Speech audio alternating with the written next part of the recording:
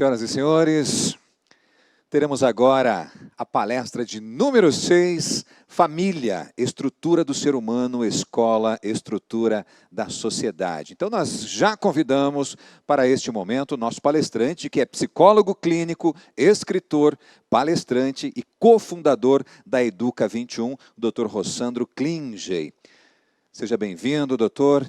E agora, para coordenar... Eu alegria estar com vocês aqui nessa tarde, com educadores de todo o Brasil. Afinal de contas, em qualquer momento da sociedade, mas sobretudo em momentos como esse, a esperança reside na busca do conhecimento, na busca de nos apoiarmos, de nos darmos suportes uns aos outros para vencermos todas as batalhas da vida. E não vai ser diferente nesse momento agora. É verdade, é verdade. E agora, para coordenar os trabalhos, convidamos a ex-presidente do Cinep Paraná e mantenedora da Escola Atuação de Curitiba, que está conosco aqui no palco, a professora Esther Cristina Pereira. Seja bem-vinda, professora Esther. Obrigada. Boa tarde, Rossandro. Boa tarde, como é que você está? Que alegria estar com você essa tarde, hein? Pelo menos matando um pouquinho da saudade ainda aqui virtualmente. Não poderia ser outra pessoa falar com você, poderia? Não, de jeito nenhum. Que você seja muito feliz na sua fala, que você possa fazer a diferença nesses 40, 50 minutos que você for falar, porque, na realidade, a família precisa muito, e nós da escola também, de uma fala, né, parceira, de uma fala leve, como é a sua fala. Muito obrigada, Rossandro.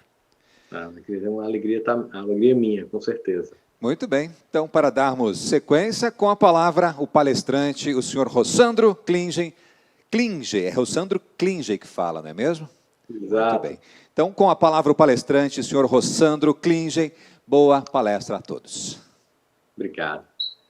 Gente, então, só mais uma vez, boa tarde a todas e a todos. É com muita alegria no coração que eu estou aqui com vocês para falarmos desses dois elementos tão fundamentais. Digamos que dois sustentáculos da construção do ser humano, tanto em sua identidade como ser do ponto de vista psicológico, mas também do ponto de vista cognitivo, a família e a escola. Certamente a gente sente que nesse momento, mais do que nunca, se explicitou a importância dessa parceria. Mais do que nunca ficou tão claro como ambas juntas podem obter sucesso e é a única forma de nós chegarmos a desenvolver o pleno potencial do ser humano. Nós sabemos que o ser humano ele nasce como um grande projeto de vir a ser, né? Um bebê, diferentemente de um animal pequenininho, ele nasce ainda tudo por fazer. Se você pegar um gato, um cachorro e abandonar, eles conseguem se virar recém-nascidos. Um ser humano, não. Ele precisa que a gente inculque, coloque, construa potências do intelecto e dos sentimentos, para que a gente possa habilitando. E é tão bonita essa experiência, porque aquele ser humano que nasce vulnerável, chorando, né, sem conseguir falar, sem conseguir andar, sem nem conseguir engatear, mas vai recebendo as informações necessárias, o desenvolvimento necessário, as competências emocionais essenciais para se desenvolver. E esse ser humano, inicialmente tão potente, depois é capaz de pintar a Capela Sistina, como fez Michelangelo, de compor a Nona Sinfonia, como fez Beethoven, ou fazer um telefone, como fez Steve Jobs. Ou seja, é na família e na escola que nós vamos pegando um ser aparentemente sem potência e transformamos num ser completamente potencial. Mas família e escola, ambas, nessa sua estrutura do humano e da sociedade, estão sempre aprendendo a corrigir-se, a construir-se como possibilidades. Vamos pegar aqui, por exemplo, uma história bem singela, bem simples, só para a gente entender como pode funcionar mais ou menos a formação de uma criança. Vamos imaginar uma menina chamada Beatriz, Bia. Vamos imaginar que Bia faz um desenho. E eu vou pegar 3 modelos de protótipos de família para a gente perceber como uma única input, como uma única colocação vai gerar uma resposta no adulto completamente diferente. A primeira, Beatriz, faz parte de uma família que, quando ela chega em casa, da escola, vai mostrar para os pais um desenho que ela fez de uma casa, com muita efusividade, que é comum das crianças, que estão buscando o reconhecimento dos pais. E esses pais, não por maldade, não por perversidade, mas tão somente porque, talvez, estejam reproduzindo um modelo de educação que receberam, Eles olham para aquele desenho de uma criança e, obviamente, sem a mesma harmonia da geometria de alguém adulto e dizem assim: olha, Bia, que casa feia, essa janela está muito maior que a porta e essa parede está troncha. E olha essa flor, ela é maior que a árvore. Onde já se viu um telhado cor-de-rosa? E Bia olha aquilo, escuta aquilo não uma vez, mas 2, 3, 4 vezes, em várias situações. E ela então se torna uma adulta insegura, sempre achando que nada do que faz presta, de que nada do que faz tem sentido, de que ela nunca vai conseguir expressar o seu melhor potencial. Bia se torna também, por isso, alguém vulnerável a relações tóxicas e abusivas, porque ela acha que é assim mesmo, que as pessoas só têm isso a oferecer. Numa outra situação, uma outra família, Bia chega com um desenho e mostra para os pais e eles dizem assim: meu Deus, que perfeição! É a nova Tarsila do Amaral. É impressionante a destreza desta criança. E mostra para os vizinhos, e mostra para os parentes, e conta a todo mundo, e insufla o ego dela. E é um desenho de criança, que, claro, não é perfeito, mas precisa ser corrigido, precisa se apontar coisas que podem melhorar. Mas não, aquele desenho é perfeito. E se cresce um adulto completamente narcisista, que não suporta críticas, que é incapaz de entender que deve, pode, é necessário aprimorar-se sempre. E aí temos a terceira família, aquela família em que os pais olham para o desenho, dizem: que coisa linda, minha filha, que legal você conseguiu fazer isso, é a primeira casa que você está mostrando para a gente, olha, que legal a sua rosa, o telhado é cor de rosa, que lindo. Depois de olharem o desenho, de darem atenção à criança, de validarem a sua percepção do mundo, pegam na mão dela, levam ela para fora e mostra: ó, Bia, não sei se você percebeu, mas a maior parte dos telhados dos nossos vizinhos são todos marrons, ou cor telha, né? E se você olhar bem, geralmente as árvores são bem maiores que as flores. Bom, mas teu desenho tá lindo, tá? É só para que você perceba que ele tá um pouco diferente de como é o mundo.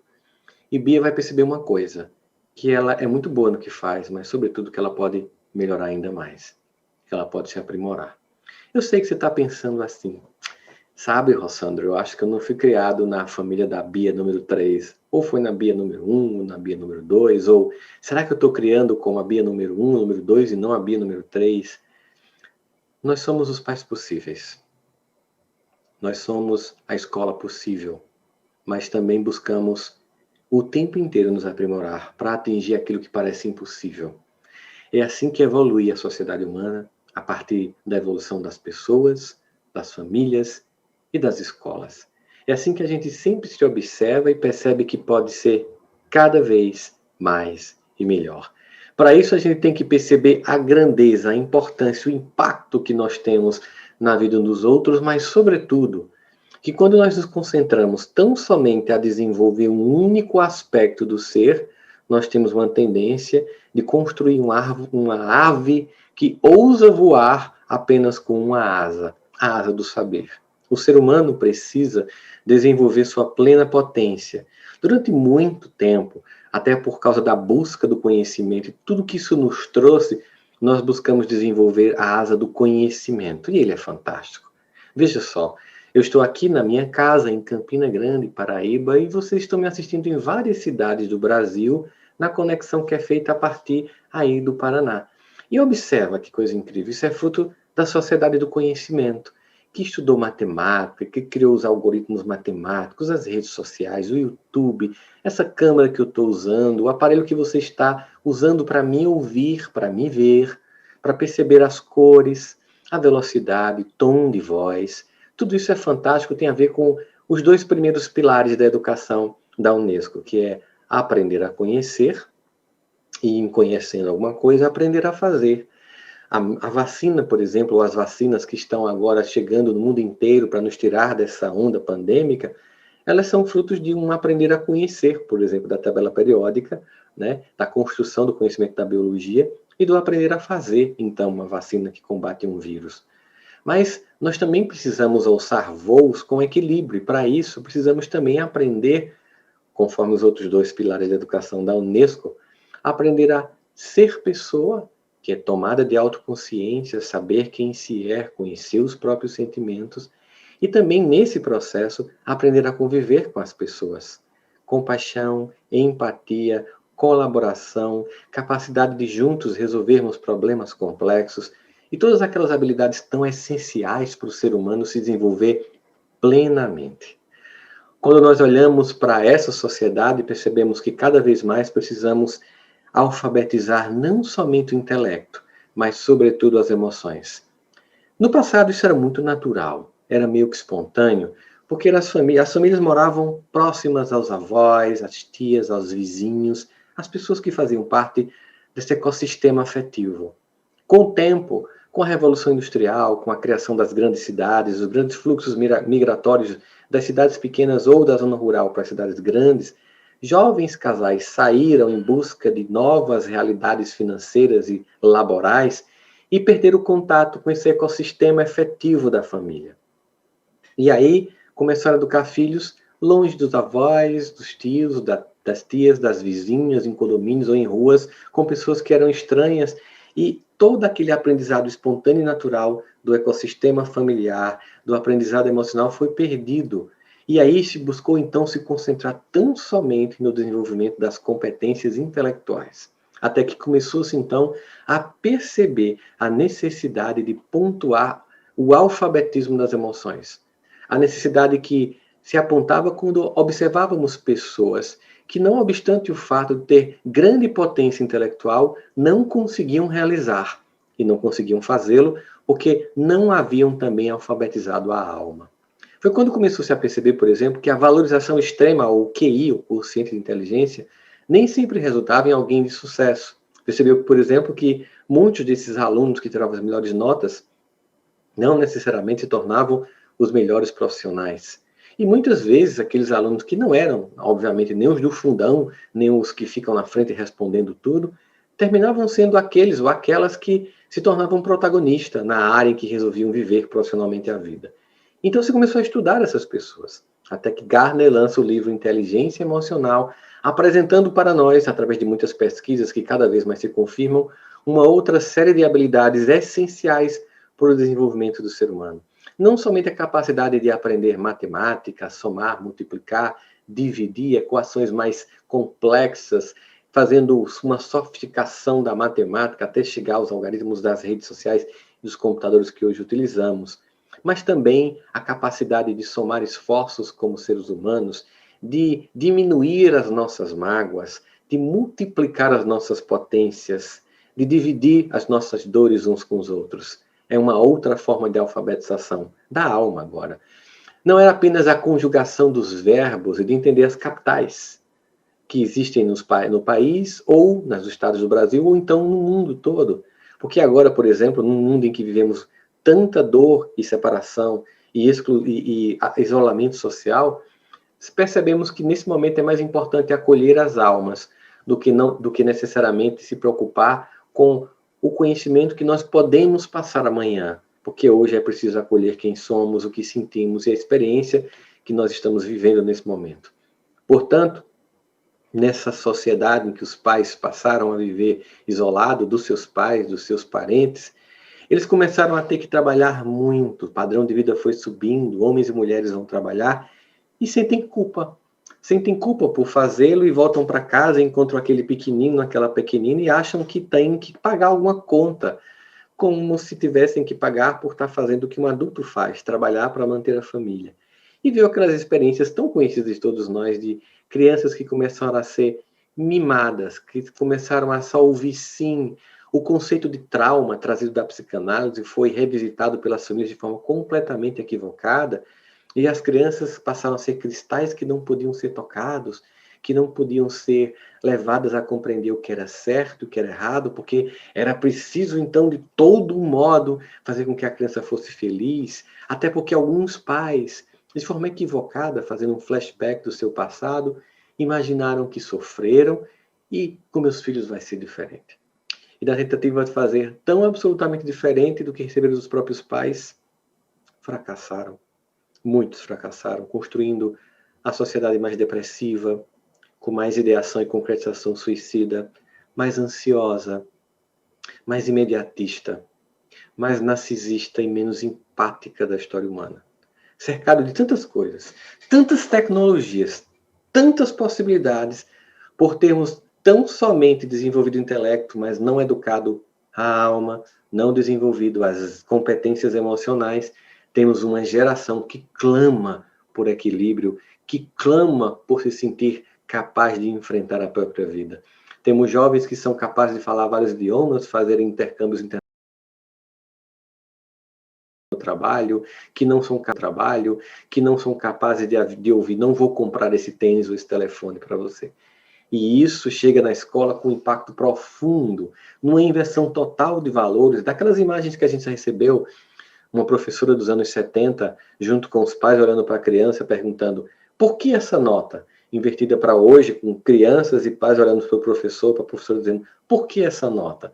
Houve uma desresponsabilização e uma terceirização total, em muitos casos, da educação dos filhos, e a escola sobrecarregada porque tem que dar conta de tantas coisas e ainda percebe uma família falida. Mas chega um momento que não dá mais tão somente para fazer essa análise de cenário, que vocês conhecem, não estou dizendo nada tão extraordinário aqui de novo, vocês conhecem essa realidade, chega um momento que não adianta mais ficar no diagnóstico. Então somente observar. Então somente entender que não está funcionando. Chega um momento em que as pessoas têm que pensar, precisamos agir. Precisamos fazer a diferença. Precisamos construir aquilo que não está funcionando. É nesse momento que a escola começa a perceber que a família, ou parte da família, está perdida e que precisa de tanta educação como os filhos. É como se os pais se candidatassem a ser também alunos da escola na nova disciplina do desenvolvimento das emoções, do amadurecimento das almas, para se construir, então, num ecossistema em que inclui professor, escola, família e toda a comunidade, como diz o ditado oriental, o ditado, aliás, africano, é preciso uma aldeia inteira para educar uma criança. É preciso mais que matemática, física, é preciso também compaixão, empatia, resiliência. É preciso muito mais que pais, é preciso professores, diretores, todos que fazem a escola. É preciso que nós nos eduquemos uns aos outros, que nós nos desenvolvamos uns aos outros, para que a gente possa expressar tudo o que a gente pode. Porque para que aquela criança pequenininha, completamente incapaz, um dia pinte a Capela Sistina, tem todo um longo percurso de desenvolvimento, não somente das habilidades manuais para fazer algo tão bonito e extraordinário, mas das habilidades emocionais, porque certamente Michelangelo, até conseguir pintar aquilo, pintou muita coisa errada e suportou as frustrações, as críticas, na tentativa de sair em erro para aprender a se tornar um grande pintor. Assim, somos nós, seres humanos, aqui, num processo de construção. E a escola enfrentando uma grandeza absoluta e absurda, com uma velocidade impressionante, foi, sem sombra de dúvidas, quem primeiro se reinventou em meio à pandemia. Do dia que se fechou, quando foi impossível, na segunda-feira, eu acho que fechou na sexta, se eu não me engano, 16 de março, quando foi no dia 18, numa segunda-feira, as escolas tinham passado o final de semana pensando, cada uma do seu jeito, como responder, como entregar. Professores que tinham aversão à tecnologia simplesmente entraram de cabeça, estavam dominando mais a tecnologia de dar aula virtual do que os alunos de receber os conteúdos. Porque a ânsia de ensinar, de continuar, de estar lá, naquele profundo desafio de construir o saber, moveu e move o coração de educadores. E agora, mais que nunca, concentrar-se nessa busca, então, de uma família e de uma escola mais capaz. Eu queria aqui pontuar algumas características que são essenciais para que a gente possa imaginar como tornar mais eficiente a nossa ação como família e a nossa ação como escola. Primeira coisa que a gente tem que entender é que, na vida, para que a gente possa realmente construir habilidades nas pessoas, precisamos ter foco nelas. Ter foco nelas é estar à disposição delas quando elas estão na nossa vida. Existe uma diferença entre ir com o filho para a praia e estar com o filho na praia. Existe uma diferença de estar indo com o aluno para um aprendizado e estar com o aluno no aprendizado. Existe uma diferença entre você estar me ouvindo agora, prestando atenção a cada palavra, a cada gesto, a forma como eu movimento a minha mão, a entonação de voz, que revela aquilo que eu quero deixar mais importante quando eu paro e dou uma pausa ou enfatizo, e você está fazendo isso enquanto observa o WhatsApp, o Instagram, falando com alguém em casa. A atenção é essencial para que a gente possa estar presente. Esse mindfulness, esse aqui e agora, é tão somente estar inteiro em algum processo. Para que o outro, na ponta, sinta, eu estou aqui por você, para juntos construirmos um saber, como família e como escola. Vivemos numa sociedade de atenção parcial constante, como diz uma engenheira da Microsoft.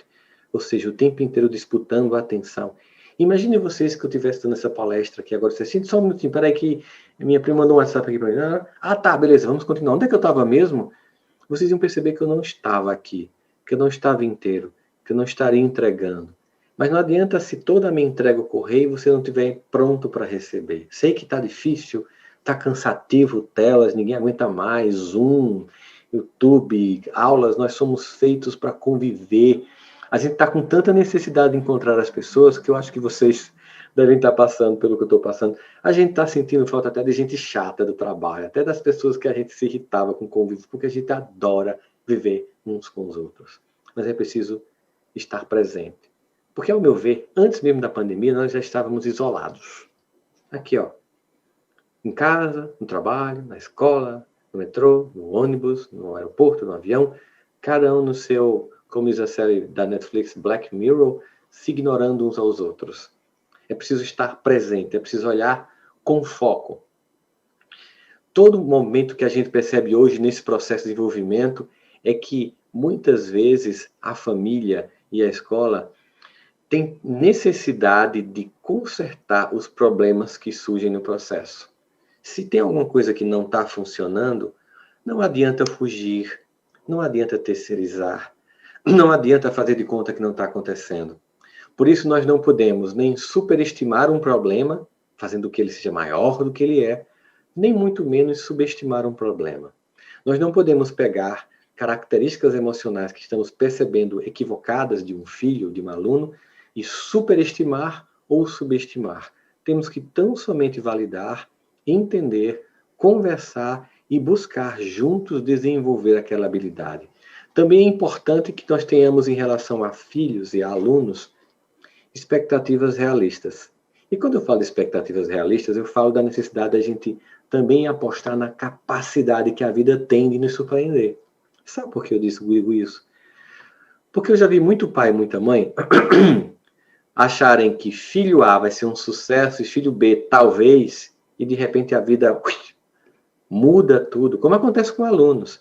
Quantas vezes a gente tem alunos que a gente diz, caramba, esse aí não vai ser ninguém.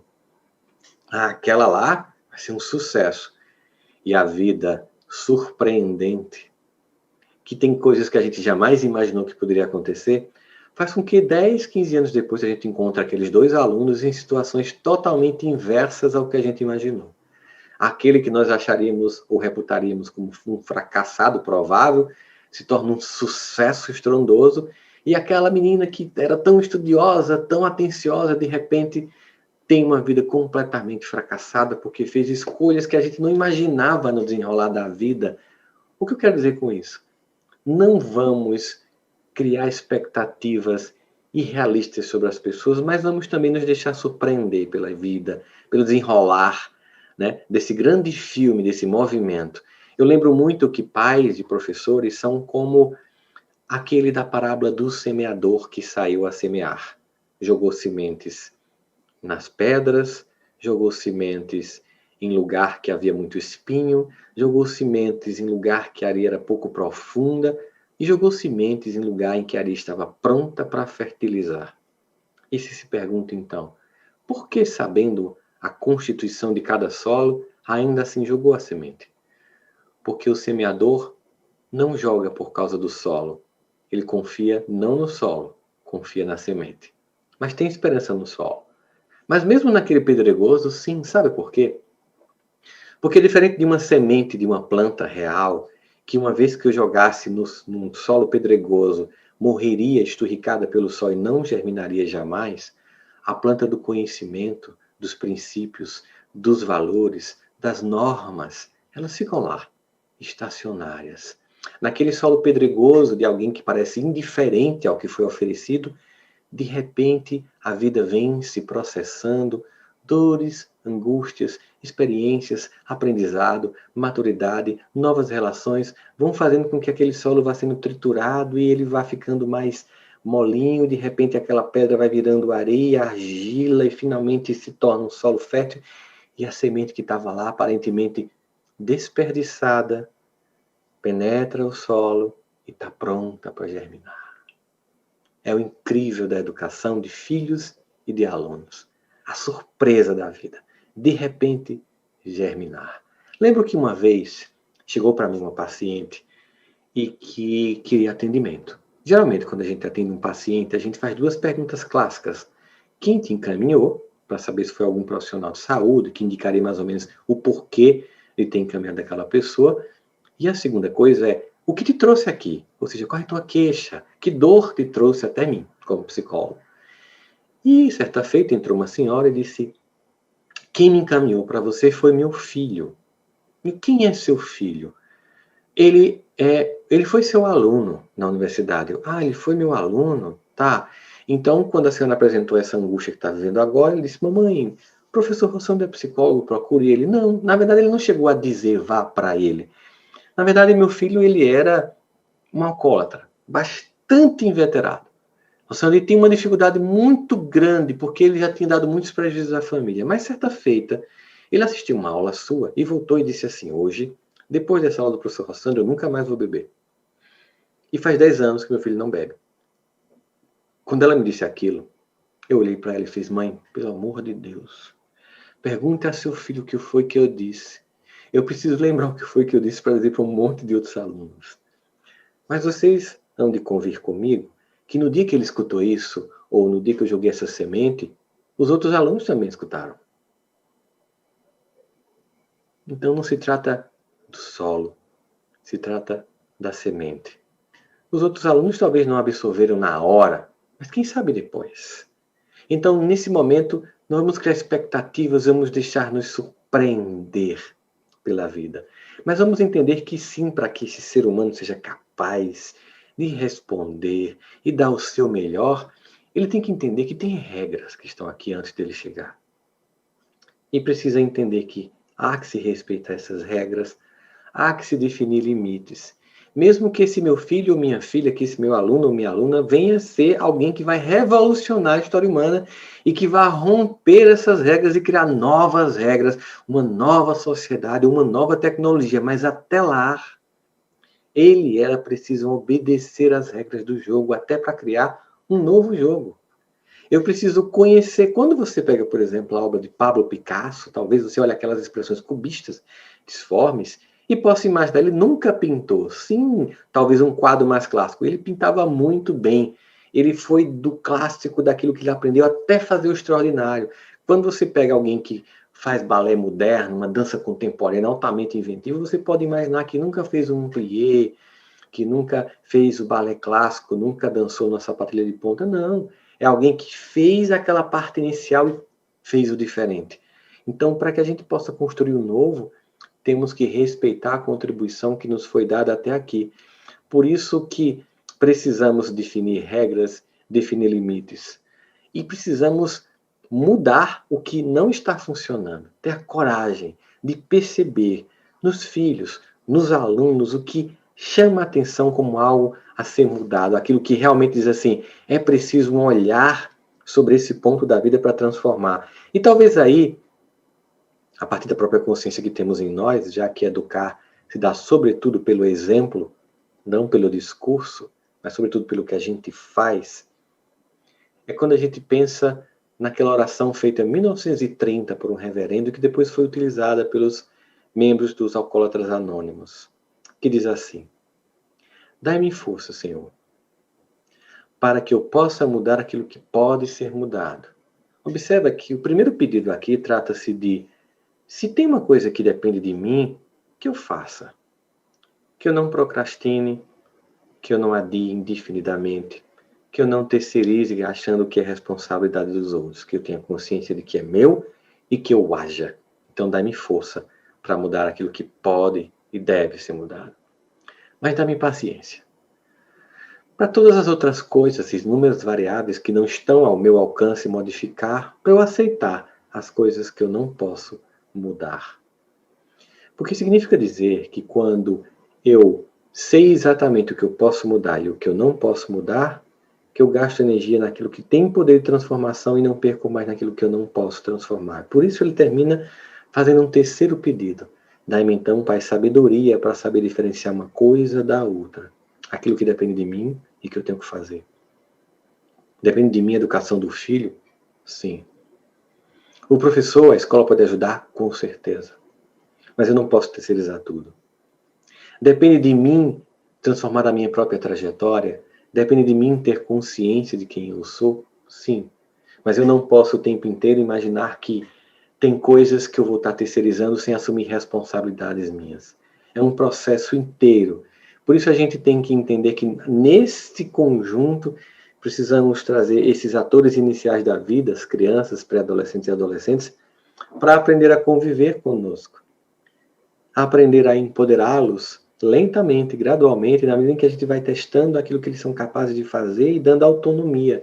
E não entregando autonomia para uma infância, tornando a criança um déspota. Fazendo com que elas escolham coisas. Elas devem escolher em torno de critérios que a gente ofereceu. Você quer essa ou essa roupa, mas escolha o que você quer vestir ainda cedo. Cria, na verdade, uma angústia, uma ansiedade, uma confusão mental. Uma sociedade em que a gente percebe uma transformação de valores, em que nós temos adultos que não crescem por causa disso, que se tornam adolescentes e que ficam na casa dos pais com 30, 40 anos, continuam como uma espécie de complexo de Peter Pan, só vão para as baladas, para as festas, casam-se ou engravidam pessoas, ou engravidam e voltam, deixam os filhos com os pais e continuam no mundo infantil das baladas, e os avós agora cansados, cuidando de netos pequenos, quando deveriam estar curtindo a educação que tinha que ser dada pelos filhos, que tornaram capaz de fazê-lo. Percebe que nessa trajetória, mais do que nunca, a família precisa ser acolhida, para ser compreendida, para que ela possa então olhar o seu papel, não fugir dele, construir com a escola a parceria para a construção de outras competências, não somente aquelas também fundamentais, também importantes, como a do conhecimento, mas sobretudo a do conhecimento de si mesmos e de si mesmas. A capacidade de gerenciar suas emoções, de validar e reconhecer suas sombras emocionais, saber que ao identificar esses aspectos tem que se ter responsabilidade para que se possa evoluir, para que se possa crescer, para que se possa construir potências e possibilidades. Essa é a função fundamental desses dois ambientes que, conectados, desenvolvem o pleno potencial do ser. A família precisa ser uma primeira escola para que a escola seja um segundo lar. E que juntos possam desenvolver ambos o papel de potencializar o sujeito inexperiente a construir todas as possibilidades. Essas pessoas admiráveis no campo do conhecimento humano, em qualquer área, um dia foram crianças, meninos e meninas completamente dependentes e que cobriram letrinhas, e que aprenderam a escrever, que aprenderam a ler, a interpretar textos, a construir possibilidades, que aprenderam a reconhecer seus sentimentos, seus medos, suas angústias, e assim foram alfabetizando o intelecto e a alma, até que a expressão plena da potência humana que todos temos se manifestou na vida, marcando a trajetória humana, marcando de forma inapagável alguém que fez algo extraordinário, mas que começou de forma simples, como uma criança que precisou desenvolver a asa do conhecimento e das emoções. Eu queria deixar um espaço agora para interagir com vocês, para responder algumas perguntas, convidar a minha amiga Cris aí de Curitiba para que a gente pudesse juntos conversar um pouco com as perguntas que vocês estão enviando via chat, para que a gente pudesse interagir, entendendo que, na verdade, a gente também aprende tanto com as provocações que as pessoas fazem. Não sei se a Cris está aí para que a gente pudesse interagir. Aí. Tô te vendo, Cris. Estou aqui, Rossandro, estou aqui curtindo a sua fala, né? Na realidade, eu anotei algumas coisas que você falou e fiquei aqui pensando nas bias. Na primeira Sim. bia, na segunda bia e na terceira bia. E aí eu fiquei pensando lá no professor, que tem que jogar as sementes, lá na mãe, que tem que jogar as sementes, lá no pai, que tem que jogar as sementes. E aí ele está se policiando aqui qual das bias que ele é, né? Porque através da bia que ele é que ele vai escolher as sementes para jogar. E aí eu te pergunto, como controlar se eu for uma bia, a bia 1 ou a bia 2? Porque a bia 3 é tudo de bom, né? Mas de bom, eu sou em consumo.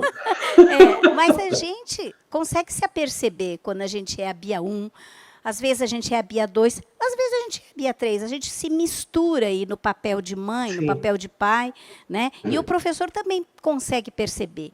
Porque esse plantio, né, essa semente que a gente vai jogando no decorrer da vida, para todos os seres humanos, não só os filhos, mas quem convive com a gente, né, fazem com que a gente perceba como que está sendo feito esse caminho. Porque você vai plantando e vai colhendo. Né? Tem um ditado que diz, plante laranja, porque é laranja que colherás, né? Então, cuide com o que você vai plantar, porque vai vir o retorno, né? Então, eu queria que você falasse um pouquinho mais disso para os professores. Porque os professores vêm numa consigna assim, eu tenho muito conteúdo para dar, como é que eu vou trabalhar a emoção, como é que eu alfabetizo a emoção, como é que eu alfabetizo a emoção, como é que eu trabalho, né, a alfabetização matemática e se eu tenho que trabalhar a emoção, né? Então, por favor, Rossandro, dê umas dicas para os professores, para os pais, né, nesse inteirinho aí de emoção. Porque, de verdade, agora, os conteúdos programáticos eu acho que estão tão fáceis na internet, mas a emoção ela tem que ser, né, no dia a dia e no toque e, né, no diálogo, nessa escuta que não tem mais, que às vezes você não consegue nem ouvir mais pelo olho, porque a metade do olho está coberta com a máscara, né? Você não consegue ver a face, você não sabe se a pessoa está sorrindo, bocejando, o que ela está fazendo, né? Então, que você pudesse falar um pouquinho nessa linha, dessa alfabetização emocional. Sabe, Cris, eu chamo de Cris porque a gente tem intimidade, viu, gente? Eu não vou chamar ela de Esther, não. Vou chamar ela de Cris com todo o carinho que eu tenho por ela. A gente observa essa sociedade que está se montando na nossa frente, enquanto a gente está aqui conversando, uma sociedade que antes mesmo da pandemia já se mostrava, conforme vários pesquisadores, entre eles Yuval Noah Harari, professor da Universidade Hebraica de Israel, uma sociedade com machine learning, máquinas que aprendem e que, aspas, pensam, que constroem novas máquinas. Inteligência artificial, robótica, genética avançada, 5G, sem quase latência, resposta imediata. Um mundo em que tudo que a gente faz repetitivo será feito por máquinas que estão pensando por nós. As emoções não. As emoções nos pertencem. É exatamente no ápice do conhecimento intelectual, do avanço absurdo tecnológico, que temos que resgatar, sobretudo, as nossas emoções. É um equívoco imaginar que, enquanto eu dou uma aula de matemática, eu não posso usar uma categoria da matemática para falar de colaboração, por exemplo. Que quando eu for falando em simbiose na biologia, eu não posso falar que em algum momento na vida humana precisamos estar junto de outras pessoas para poder juntos encontrarmos soluções. Talvez porque a gente criou aquela coisa meio estanque, eu tenho que parar esse conteúdo para entregar aquele, quando na verdade tudo está entrelaçado. A minha sensação, eu te digo com sinceridade, é que a tendência no futuro é que cada vez mais o currículo socioemocional se torne preponderante. Porque aí é onde tem a queda das pessoas. Você sabe que hoje em dia, por exemplo, no mundo profissional, 87% das demissões não se dão porque o indivíduo é incapaz de executar a tarefa tecnicamente. Se dá porque ele é incapaz de conviver com as outras pessoas na equipe. Então, você perceba, não se trata de uma incompetência intelectual, se trata de incompetência emocional. Então, cada vez mais a gente vai perceber que isso é uma coisa necessária e também ela vai acontecendo. Claro, a gente pode ter sistemas socioemocionais, como o Educa 21, né, que eu criei agora, e que vai ajudar a escola nessa entrega, no caso, para a gente, não somente para os alunos, nós fizemos um sistema que atende professores, todos os professores da rede da escola e os pais, mas se o professor ele entender para ele o valor da vida emocional, se ele entender para ele o valor da compaixão, da colaboração, da empatia, naturalmente ele vai perceber que no caminhar da jornada de aprendizagem, esses sentimentos vão estar passando o tempo inteiro em tela, que podem ser trabalhados com suavidade, sem aquela coisa estanque que eu tenho que parar a minha aula de trigonometria agora para explicar uma emoção. Não. A gente consegue fazendo pontos porque a vida é assim. E se você for observar, grandes físicos se tornaram grandes filósofos porque, observando as leis da natureza, perceberam o poder filosófico por trás delas. E quando você tem algo que te incomoda, você não escuta o professor. A gente tem vários exemplos do professor dizer, mas eu expliquei tanto, eu fiquei explicando, ele levantava o dedo, eu dizia, pera um pouquinho. Fiquei 40 minutos explicando um conteúdo e no final abri para a pergunta, ele falou, professor, eu só queria saber a nota da avaliação. Pois o menino ficou 40 minutos esperando para saber a nota da avaliação. Ele não escutou nada, né? Ele tinha uma preocupação. E a mesma coisa no sentimento. E a gente vem agora com essa pandemia, Rossandro, e a gente percebe, a gente faz essa leitura do olhar de que o estudante ele não está afoito pelo aprendizado. Ele está afoito pelo convívio, pelo contato do olhar, do olho no olho, e não pela telinha, mas assim, né? Ele está aflito para poder escutar, olhando o amigo, para poder ter uma escuta coletiva. Então, a gente tem percebido muitos gestores indo para essa linha. A gente vai trabalhar os conteúdos, mas vamos primeiro fazer uma escuta de 1 hora por dia. Porque se você não fizer a escuta no começo do período, você não vai conseguir trabalhar a aula, você não vai conseguir trabalhar o que tem que trabalhar, né? Por conta dessa ansiedade que eles têm por terem ficado tanto tempo na tela, tanto tempo presos, vivendo mortes na família, doença na família, né? Vivendo situações dramáticas. Então, eu acho que nesse momento é preponderante a gente fazer uma chamada para isso, dessa escuta. Dessa escuta. É preciso acolher a alma para que o intelecto possa estar pronto para escutar. Do mesmo jeito que crianças vulneráveis socialmente precisam ser alimentadas para poder escutar, as outras crianças precisam ser alimentadas de sentimentos para poder escutar o resto do conteúdo. É por isso que muitas vezes nós sentimos que estamos desperdiçando, afinal de contas, comunicação não é o que eu digo, mas é o que o outro interpreta e entende. É a disposição que o outro tem de interpretar. E se eu não valido as dores, o outro simplesmente me ignora. Nós, por exemplo, estamos vivendo uma realidade para muitas escolas ainda que os professores estão dando aula e quase todos os alunos com as câmeras fechadas. E tem tantas motivações para isso acontecer. Tem aqueles que passaram a noite inteira vendo série, estão morrendo de sono, desligaram a câmera? Tem. Tem aqueles que passaram a noite inteira jogando no computador, os joguinhos estão cansados e estão com a câmera desligada? Tem. Mas tem aqueles que, porque todos os colegas estão com a câmera desligada, não quer ligar para não parecer diferente, quer se sentir pertencente. Tem. Tem aquele ou aquela que tem vergonha da imagem que está se a câmera for ligada. Talvez uma casa simples ou bagunçada. Tem aquele ou aquela que não quer que se escute os barulhos da casa, dos conflitos entre os pais. De modo que a câmera fechada grita o que não está podendo ser visto. É como se agora a gente pudesse escutar e ver mais do que a gente escutava e via quando o aluno estava na nossa frente.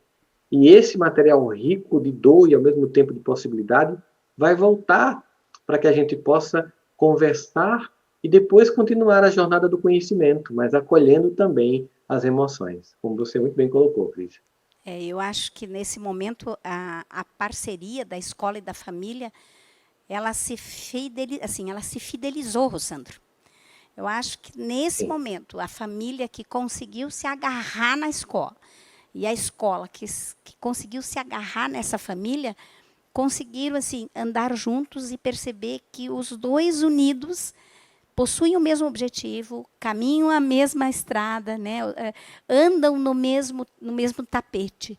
Porque os adolescentes, as crianças, eles percebem esse conjugar de emoções da família e da escola, né? E quando você tem uma família, por exemplo, que respeita o professor, quando você tem uma família que valida o papel do professor, independente de qual seja o conteúdo, a disciplina que ele trabalhe, é raro o estudante que fecha a câmera.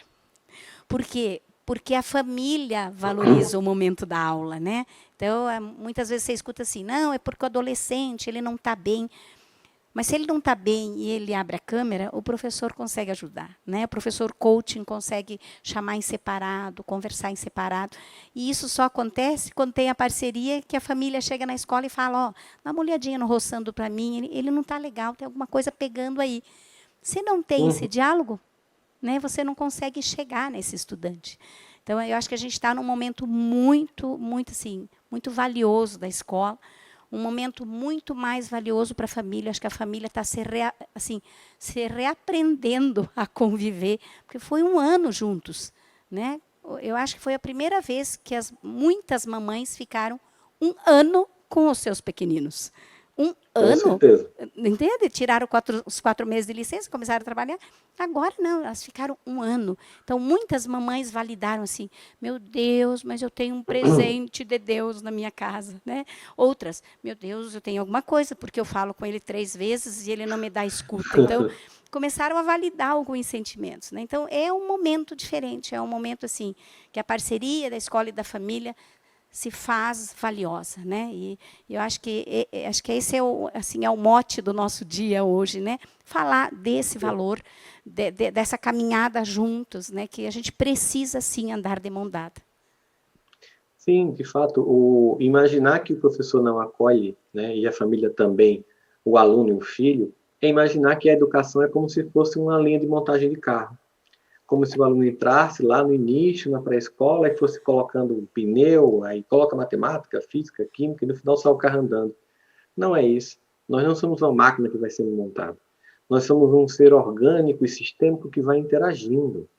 Ora funciona, ora não funciona, mas cada um tentando dar o seu melhor. E nesse processo a gente também vai se reestruturando como professor, como professora, como pai, como mãe. Porque o tempo inteiro lidamos com algo que nos convida a se reinventar. O conhecimento é um convite perpétuo a reinventar-se. Como pessoa, como profissional. No momento em que a gente entende isso, a gente entende que o ecossistema inteiro é um ecossistema de aprendizado perpétuo, contínuo, constante. E que, claro, que em momentos como esse, que a dor é coletiva, o aprendizado é também mais profundo e coletivo. E como muito bem você colocou, muitos pais têm percebido certas, digamos, realidades dentro do lar. Alguns, eu até digo que tem 3 padrões de família, pegando um pouco da história da Bia. Né? Tem aquela família que está olhando a realidade e dizendo assim, ai, que bom que, apesar de ser tão difícil, é com vocês que eu estou passando por isso. É com vocês que eu estou aqui em casa. E nós estamos nós estamos cooperando uns com os outros, nós estamos dando suporte um ao outro para conseguir vencermos isso juntos. Outras famílias estão, eu não tinha parado para perceber, olha só, você é meio egoísta. Ah, olha só, você não estava fazendo o seu dever, você não estava cumprindo o seu papel. Então, temos que corrigir algumas coisas. E lá na outra ponta, tem aquela família que está todo mundo desesperado, todo mundo se agredindo, todo mundo se culpando, ninguém colaborando. Entre essa e essa tem uma gradação imensa, mais para cá e mais para cá. Às vezes identificar em que padrão você está, não para se culpar, sabe? Não para lamentar, não para se maldizer, mas tão somente para ter o diagnóstico de onde você se encontra e resolver o que é necessário. E aí sim é realmente competências emocionais que vão nos ajudar a desenvolver essas soluções diante do que você encontra como pontos a serem melhorados na família ou na pessoa. Olha, Rossandra, eu ia ficar até amanhã aqui batendo papo com você, porque é tudo de bom, né? Eu acho que a gente aprende muito, né? Você é uma pessoa iluminada. Eu sempre digo que Obrigado, Cris. Deus faz umas coisas interessantes na vida da gente, né? E eu acho que, para mim, uma das coisas muito lindas que aconteceu foi te conhecer pessoalmente, a gente poder fazer uma refeição junto, dialogar bastante. E eu quero dizer, assim, que queria que você fechasse, né, a sua fala, mas eu queria dizer do quanto esse ser humano que vai para a escola precisa verdadeiramente de uma família que consiga ajudar e de uma escola que consiga ajudar. E Sim. o que a gente tem percebido é assim, que a família consiga validar o papel do professor. Porque eu sempre, nas minhas falas, eu digo que o professor é um ser humano que nasceu e foi numa fila diferente.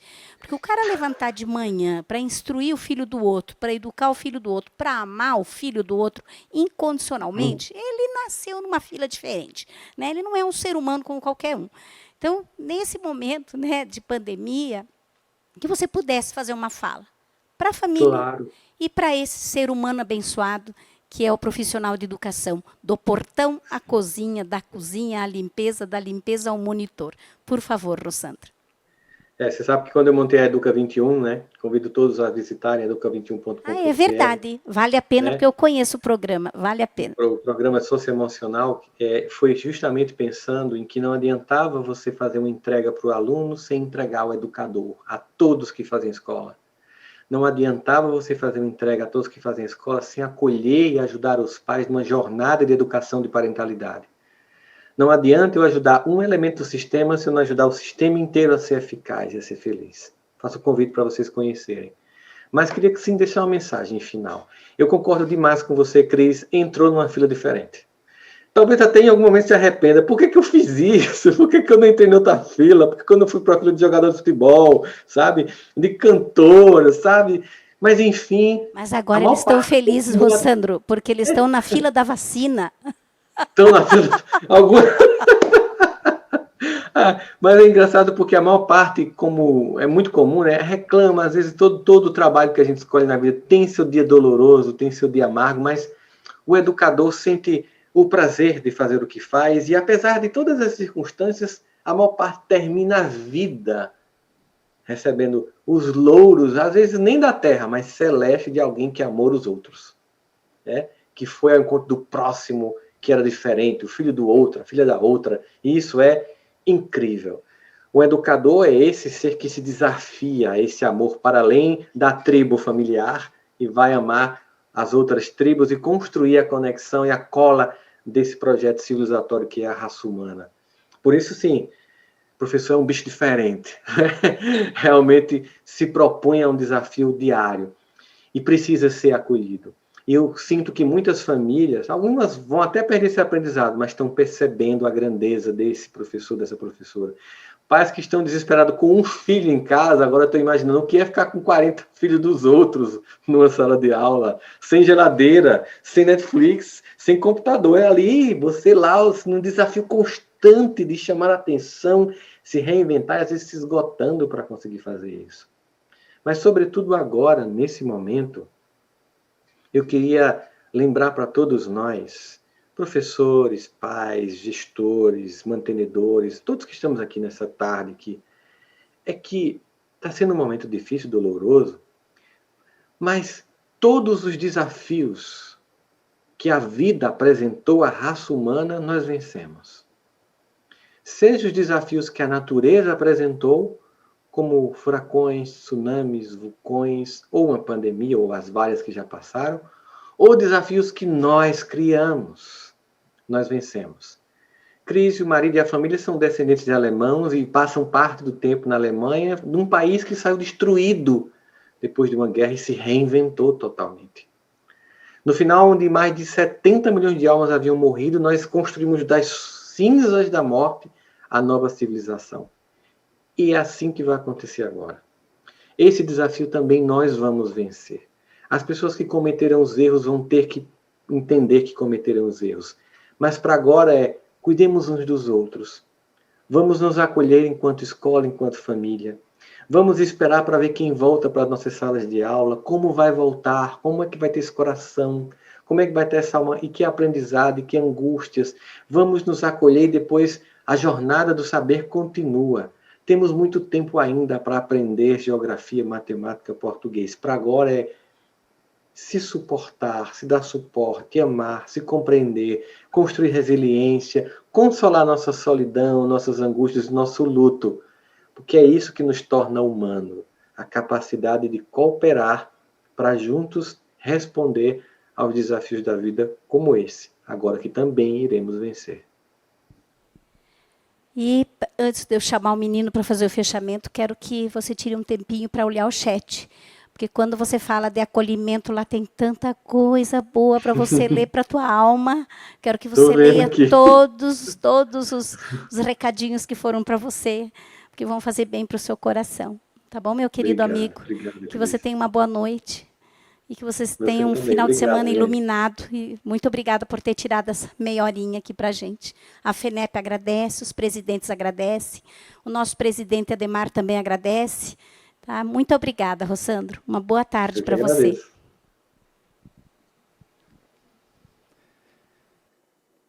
Muito obrigado a todos. Nós gostaríamos de agradecer, então, a participação do senhor Rossandro Klingey, psicólogo clínico, escritor, palestrante, cofundador da Educa 21, e também da professora Esther Cristina Pereira, que é ex-presidente do Cinep Paraná e mantenedora da Escola Atuação de Curitiba.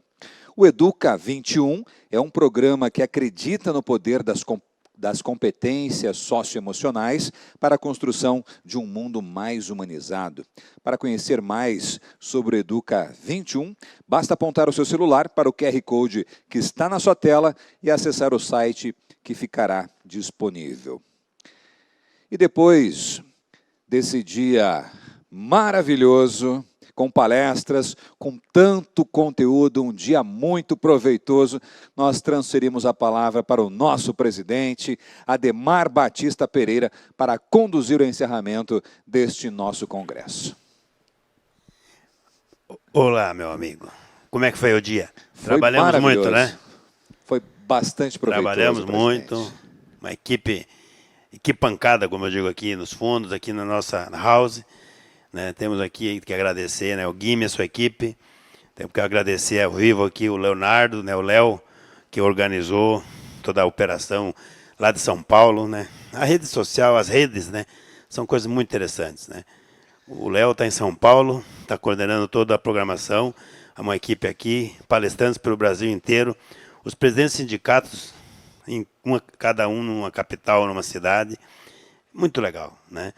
A gente consegue fazer um evento numa baita de uma audiência, num sábado, né? É muito, muito interessante.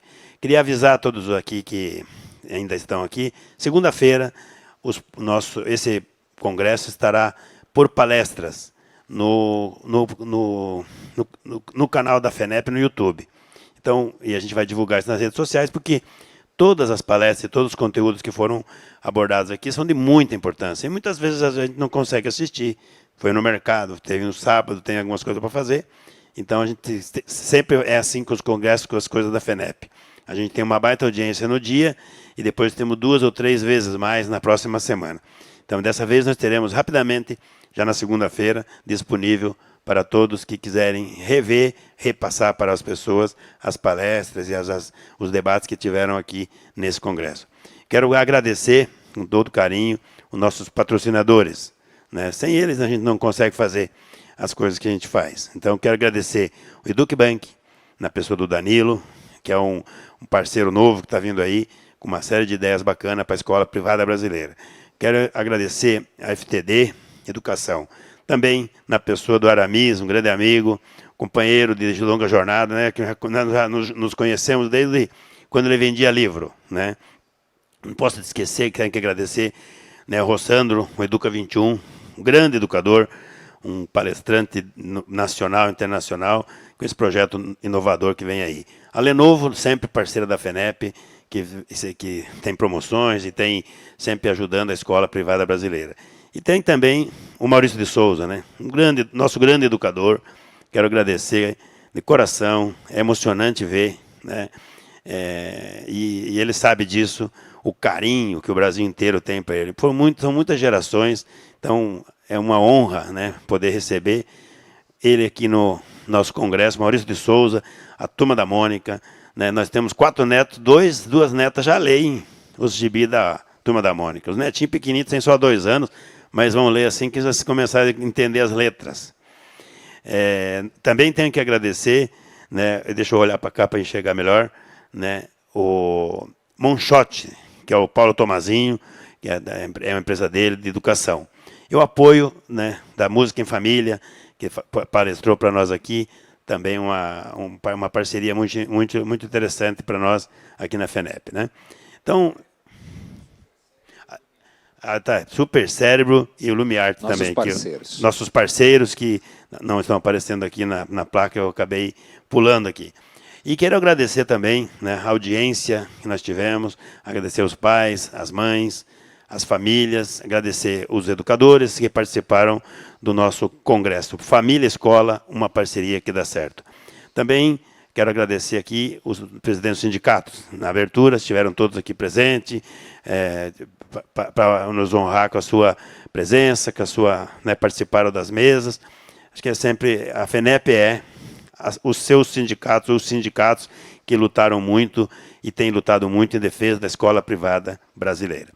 Minha gente, sábado à tarde, vamos encerrar por aqui. Meu muito obrigado de coração a todos vocês. Forte abraço e um bom final de semana.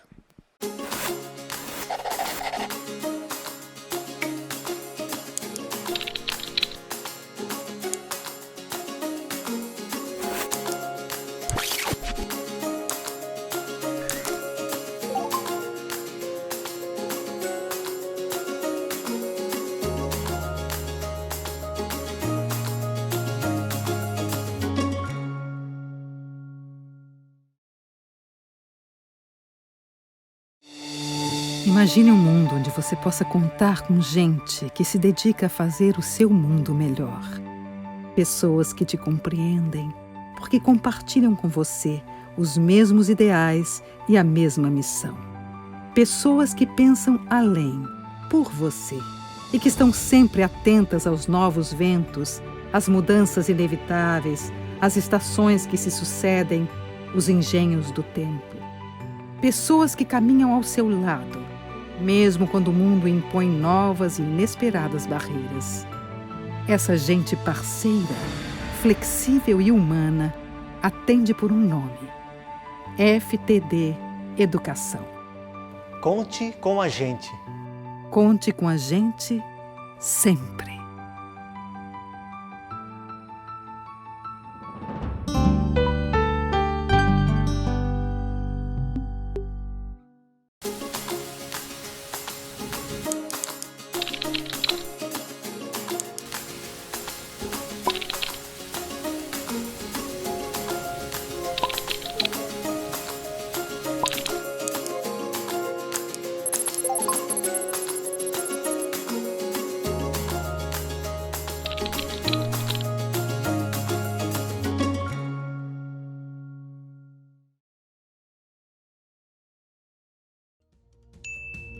O que podemos fazer pelo mundo agora?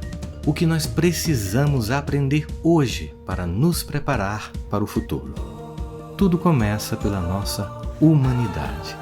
Nessa nova realidade, a educação socioemocional é mais importante do que nunca. Um aprendizado que vai além da prova, porque o teste real não acontece em sala de aula, acontece na vida. As competências socioemocionais dão aos alunos a capacidade de tomar decisões saudáveis, positivas e eficazes numa humanidade conectada. Se nós podemos transformar uma sala de aula, nós podemos transformar o mundo. Educa 21, inspirando mentes conectadas.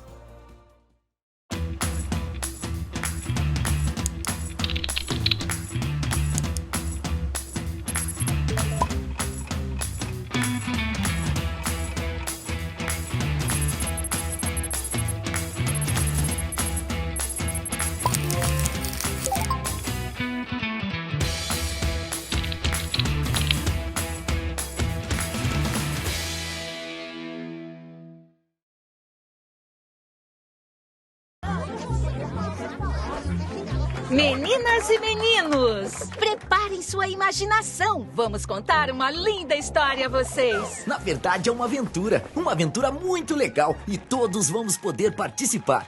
Ah, então tá. Vamos começar? Há muito tempo já existiam as famílias. Essas famílias foram se juntando e formaram as comunidades.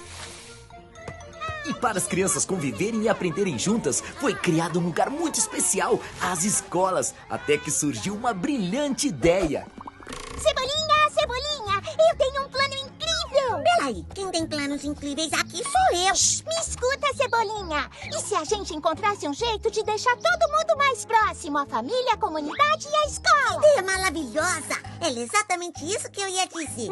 Mas como faremos isso? E foi assim que eles descobriram o programa Um por Todos e Todos por Um, pela Ética e Cidadania. Que legal! Mas que seriam essa ética e cidadania? É exatamente isso que nós vamos aprender. Assim como muitos outros assuntos como democracia, participação, transparência e muito mais. A ideia ficou tão grande, que foi preciso criar um montão de materiais, inclusive digitais, um mais legal que o outro. Mônica! Olha só o que prepararam pra gente. Caderno de estudante, revistas, jogos, passatempos, histórias em quadrinhos, vídeos, manual do professor. Olha, e tem tudo na versão digital também. Pra computador, tablet e celular. E sabe onde estão todos esses materiais? Onde? Eles estão no site Educação Cidadã da CGU, na plataforma AvaMec e disponíveis também para impressão. Que demais! Imagine o quanto vamos aprender juntos. Professor! Ah, é? O professor vai fazer um curso à distância para conhecer o material e entender como aplicá-lo aos estudantes. Então é isso, turminha. Prepare-se, vem muita coisa legal por aí. Calma, ainda não acabou. Olha quem fez questão de dar as boas-vindas a todos vocês. Nosso querido Maurício de Souza. Olá, eu sou Maurício de Souza, o pai da Turma da Mônica. Sejam bem-vindos ao programa Um por Todos e Todos por Um pela Ética e Cidadania. Eu convido todos vocês a iniciarem uma jornada de conhecimento pelo caminho da ética e cidadania. E para ser um bom cidadão, é preciso ser ético. Isso tem a ver com as suas atitudes e como você se relaciona consigo, com as pessoas, com o patrimônio público e com o meio ambiente. Cidadania significa educação, honestidade, respeito ao próximo e às leis e interesse pelo bem da comunidade. Juntos, podemos construir um mundo melhor para todos. Então, vamos lá? Um por todos e todos por um. Um por todos e todos por um.